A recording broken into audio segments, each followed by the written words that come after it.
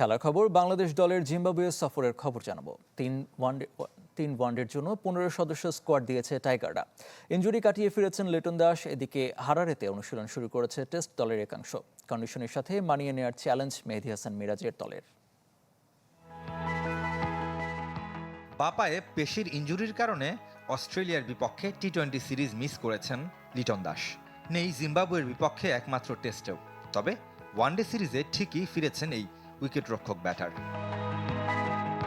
শেষ ওয়ানডে সিরিজের স্কোয়াড জিম্বাবুয়ের সাথেও অপরিবর্তিত রেখেছে ক্রিকেট বোর্ড। যথারীতি অধিনায়কত্বে মেহেদী মিরাজ, তাসকিন, মোস্তাফিজ, শরীফুল, নাহিদদের নিয়ে সাজানো শক্তিশালী পেস বোলিং ইউনিটকেও ফিট পাচ্ছে টিম ম্যানেজমেন্ট। 28 জুন একমাত্র টেস্টের পর 6 জুলাই থেকে শুরু 3 ম্যাচের ওয়ানডে সিরিজ। 9 আর 11 জুলাই বাকি 2 ওডিআই। সবগুলোর ভেন্যু হারারে স্পোর্টস ক্লাব মাঠ, তবে টি-20 হবে কুইন্স স্পোর্টস ক্লাবে। ঢালাইয়ে দৃঢ়তা, নির্মাণে নিশ্চয়তা, প্রিমিয়ার সিমেন্ট, ঢালাইয়ের রাজা।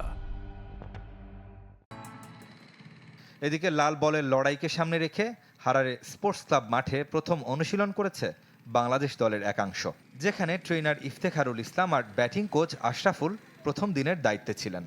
মূল ভেন্যুতে ক্যাচিং প্র্যাকটিসের পর নেটে অনুশীলন করেছেন ক্রিকেটাররা। আবহাওয়ার সাথে মানিয়ে নিতে রিকভারি সেশন ছাড়াও কন্ডিশনিং ক্যাম্প করেছে টাইগাররা।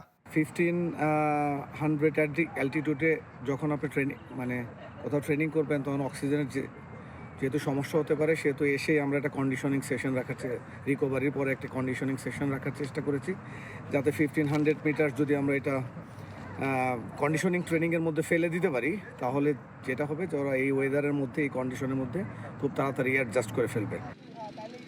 ঘরে বাইরে শেষ 4 ওয়ানডে সিরিজের সবকটিতে জিতে আত্মবিশ্বাসের তুঙ্গে মেহেদী মিরাজের দল। রিদওয়ান শুয়েব, চ্যানেল 24।